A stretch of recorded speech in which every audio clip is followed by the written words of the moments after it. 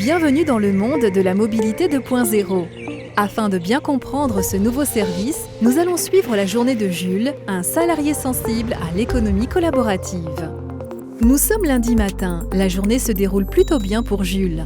Néanmoins, durant cette réunion, il va se rappeler de son déplacement prévu en fin de semaine. Rien de plus simple maintenant que son entreprise dispose d'un service d'autopartage. Il va donc se connecter à la plateforme de réservation, renseigner les spécificités de son déplacement et choisir un véhicule en fonction de son besoin, électrique pour la ville, thermique ou hybride pour les longues distances.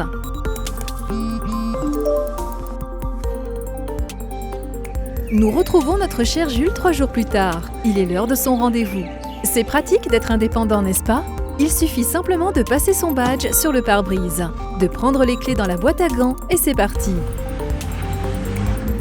Un arrêt, prévu ou imprévu durant le trajet? Aucun problème, Jules peut simplement arrêter le véhicule et le refermer avec son badge. Il est aussi possible de prolonger sa réservation simplement en quelques clics. Enfin, en cas de difficulté, il peut contacter directement le call center autopartage. Son rendez-vous s'est très bien passé. Bravo Jules! Il est maintenant temps de rendre le véhicule. Pour le restituer, c'est tout aussi simple.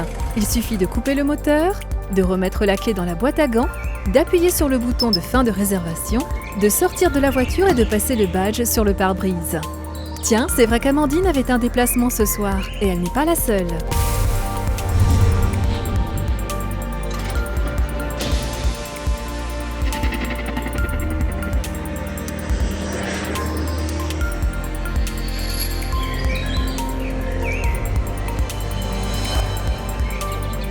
Mais qui voilà? Ne serait-ce pas Amandine, justement?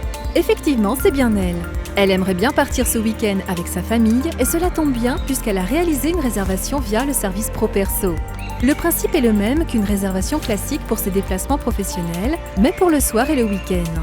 Il lui suffit juste de créditer son compte mobilité et d'effectuer sa réservation.